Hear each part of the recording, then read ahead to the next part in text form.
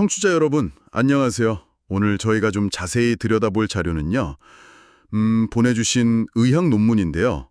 정말 흥미로운 사례입니다. 아, 네. 그 사례 말씀이시죠? 네, 아주 심각한 좌골신경통, 그러니까 S1 신경근 병증에다가 거대한 추간판 탈출증까지 있었는데 카이로프랙틱 재활만으로 완전히 회복했다는 내용이잖아요. 맞습니다. 보통 디스크가 그렇게 크게 터지고 신경 증상까지 뚜렷하면 이거 수술해야 하는 거 아닌가. 다들 그렇게 생각하기 쉽거든요. 그렇죠. 그래서 이번 시간에는 이 비수술적 접근, 그것도 여러 방법을 통합한 방식이 어떻게 이런 결과를 냈는지, 특히 그 MRI 결과랑 실제 증상 회복 사이에 좀 어떤 관계가 있는지 파헤쳐 보려고 합니다. 네. 비수술적 관리의 가능성을 보여준다는 점에서 아주 의미가 깊죠. 사례 주인공은 31살 남성, 관리직 종사자분이셨고요. 한 5일 전쯤인가요? 집에서 책상에 오래 앉아 있다가 갑자기 일어나서 책을 잡으려고 몸을 딱 트는 순간 왼쪽 허리에 엄청난 통증이 왔다고 해요. 아, 갑자기요? 네, 몇 시간 지나지 않아서 통증이랑 저림이 왼쪽 다리 바깥쪽으로 쫙 내려가서 발가락까지.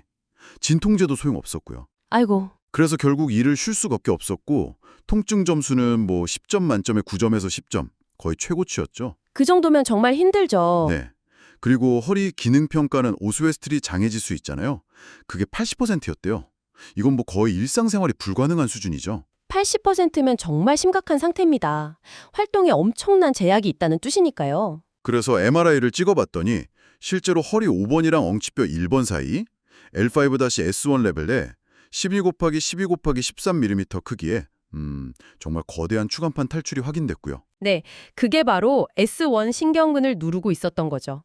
S1 신경근병증이라는 게 그 신경 뿌리가 눌리면서 그 신경이 가는 길, 주로 다리 뒤쪽, 바깥쪽, 발 이쪽으로 통증이나 감각 이상, 또 심 빠짐이 나타나는 상태거든요. 아, 그래서 이분도 전형적인 증상이 있었군요. 네, 왼쪽 아킬레스건 반사가 아예 없어졌고 그 S1 신경 영역 피부 감각도 떨어져 있었어요.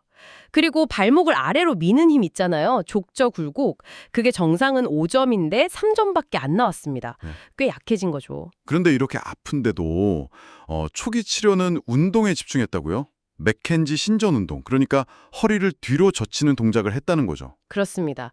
좀 특이한 자세였는데 골반을 오른쪽으로 살짝 민 상태에서 엎드려서 팔굽혀펴기 자세를 하니까 다리로 내려가던 증상이 점점 위로, 그러니까 허리 쪽으로 올라오는 중심화 현상이 나타났어요. 아, 중심화요.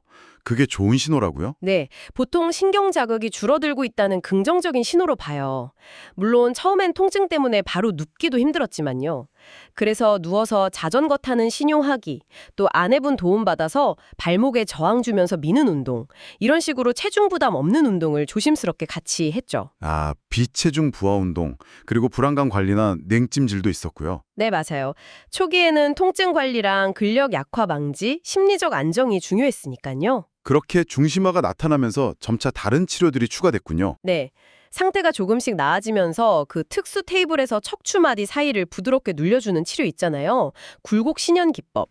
그거랑 아주 부드러운 척추 교정, 근육 이완 기법 같은 수기 치료가 들어갔고요. 수동적인 치료에서 능동적인 치료로 넘어간 거네요. 그렇죠. 그 다음 단계로는 이제 균형 잡는 거, 균형 보드나 밸런스 샌들 같은 거 이용해서 몸의 위치 감각 키우는 고유 수용성 감각 훈련, 그리고 코어 운동이죠.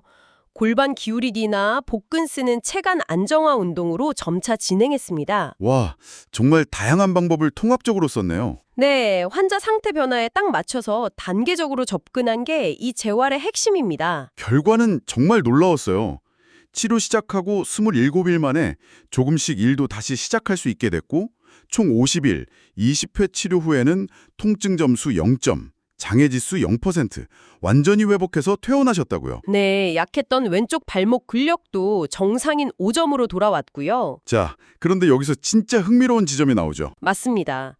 가장 중요하고 어쩌면 좀 충격적일 수도 있는 부분인데요. 증상은 완전히 좋아졌는데 치료 끝나고 한 달 뒤에 다시 찍은 MRI에서는 처음 발견됐던 그 엄청 큰 디스크 탈출이 거의 그대로였다는 거잖아요. 네, 크기나 모양, 위치에 거의 변화가 없었습니다. 아니, 그게 가능한가요? MRI상으로는 디스크가 여전히 신경을 누르고 있을 텐데 통증은 사라지고 기능은 완전히 회복됐다니, 그럼 뭐죠? 통증 원인이 그 디스크 자체가 아니었을 수도 있다는 건가요? 바로 그 점이 이 사례가 우리에게 던지는 아주 중요한 질문입니다. MRI 같은 영상 검사에서 보이는 구조적인 문제랑 환자가 실제로 느끼는 통증이나 기능 장애가 반드시 1대1로 연결되는 건 아니라는 거죠. 아, 정말 생각지도 못한 결과네요. 논문에서도 정확히 왜 통증이 사라졌는지에 대해서는 여러 가능성을 제시해요. 신경 주변에 화학적 염증이 가라앉았거나 미세하게 신경을 누르던 기계적 압박이 좀 완화됐거나 아니면 신경 주변 혈액순환이 좋아졌거나 통증 유발 물질이 줄었을 수도 있다. 이런 가설들이죠. 근데 명확한 기전은 아직 더 연구가 필요하다 이렇게 이야기합니다. 그럼 청취자분들께 이 사례가 주는 메시지는 분명해 보이네요. MRI 결과가 아무리 심각해 보여도 너무 절망하지 말고 이 기능 회복에 초점을 맞춘 적극적인 비수술 재활 치료를 시도해 볼 가치가 충분하다는 것. 그렇죠. 그리고 환자 본인의 의지나 긍정적인 마음가짐도 회복에 중요한 역할을 했을 거고요. 물론 주의할 점도 있겠죠. 당연합니다. 이건 단 하나의 성공 사례이기 때문에 이걸 모든 환자에게 똑같이 적용할 수는 없어요. 이 환자분 같은 경우는 선천적으로 신경이 지나가는 통로, 그러니까 신경관이 좀 넓었을 수도 있고 증상 생기고 닷새 만에 굉장히 빨리 치료를 시작했잖아요. 아, 조기 개입이 중요했군요. 네. 그리고 만성 통증으로 갈 만한 다른 위험 요인이 적었다는 점도 좋은 결과에 영향을 미쳤을 수 있습니다.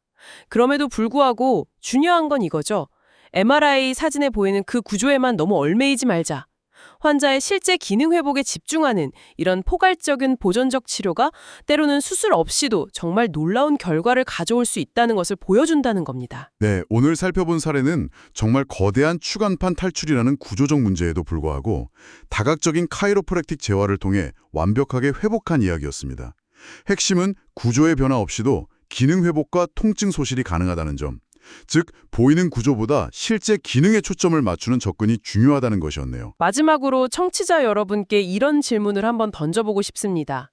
만약 MRI상의 그 디스크 탈출이라는 물리적인 구조는 그대로였다면 그 극심했던 통증을 없애고 마비됐던 발목에 힘을 되찾게 한 진짜 변화는 과연 우리 몸 어디에서 또 어떻게 일어난 것일까요? 정말 생각해볼 문제네요. 네, 단순히 눈에 보이는 구조, 그 너머에 있는 우리 몸의 어떤 복잡하고 역동적인 치유 능력에 대해서 다시 한번 생각해보게 하는 질문인 것 같습니다.